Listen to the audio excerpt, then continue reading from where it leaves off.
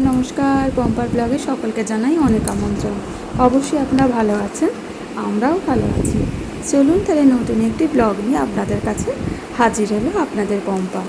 তো আমার সকালবেলা উঠেই তো সমস্ত পাটঝাট করে আপনারা তো জানেনই যে ছাদ বাগানটা একবার আসি, ফুলগুলো নিয়ে যাই আর আপনাদেরকে সেটা শেয়ারও করি। তো চলুন আজকে সেটা দেখাই। আর নিত্যদিনের পুজো, আর আপনারা তো জানেন যে গোপালকে প্রতিদিন বাড়ির এই টুকটাক যেটুকুনি পাই সেটুকুনটা দিয়েই সেবা দিই, আর সেটা ভালোই লাগে।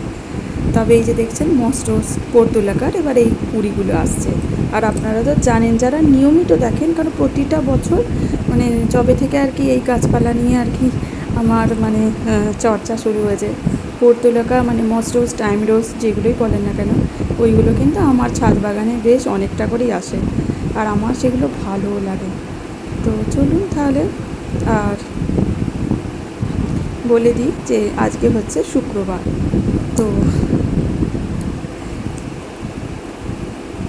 চলুন, বেশ ভালো লাগে সকালবেলা হতেই, একটুখানি দেখতেও ভালো লাগে। আর তবে টমেটো গাছগুলো যে এসেছে সেগুলো মনে হচ্ছে তুলে ফেলে দিতে হবে, কারণ সেগুলোতে একটা জায়গায় অনেকগুলো করে হয়েছে, তো ঠিক ততটা বার হবে না। কারণ টমেটো চারা না অনেকটা করে একটা জায়গায় রাখলে হয় না, একটা একটা করে রাখতে হয়। তবে চলুন, অনেকগুলোই পেয়েছে ফুল, একটু ধুয়ে নিই। তো ঝড়ও হয়েছিল বিকালের দিকে, অসম্ভব ঝড় হয়েছে, এত কালবৈশাখী ঝড় হয়েছে। তো তার ফলে দেখছি অনেকগুলো ফুলও নষ্ট হয়ে গেছিলো। চলুন এবার তাহলে গোপালের সেবাটা দিয়ে দিই। এই যে দেখুন, আমার গোপোষণাকে বাড়ির যতটুকু ফুল পাই ততটুকু দিয়েই ওকে সেবা দিই। আর আম এনেছিল, কারণ কি এই বছরের প্রথম আম দিয়ে ওকে সেবা দেওয়া হলো, তারপরে আমরা খেতে পারবো। তো ওই জন্য আমটা আগে দিয়ে দিলাম গোপালকে। এবার হবে 1 কাপ চায়ের, কারণ এই চায়ের চুমুকটা হচ্ছে সকালবেলা দুর্দান্ত একটা লেভেল, যেটা প্রতিটা মানুষের খুব দরকার। তো শুধু এনার্জি নয়, নিজেকেও ভালো রাখতে।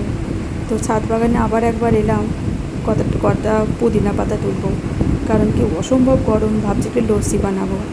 তো এই জন্যেই একটু পুদিনা পাতাগুলো তুলে নিচ্ছি, কারণ এগুলো রোদ্দুরে থেকে থেকে খারাপ হয়ে যাচ্ছে, এত অতিরিক্ত রোদ্দুর আসছে। আর আপনারা তো জানেন হরিয়ানাতে যেমন গরম তেমন ঠান্ডা, দুটোই সমপরিমাণ।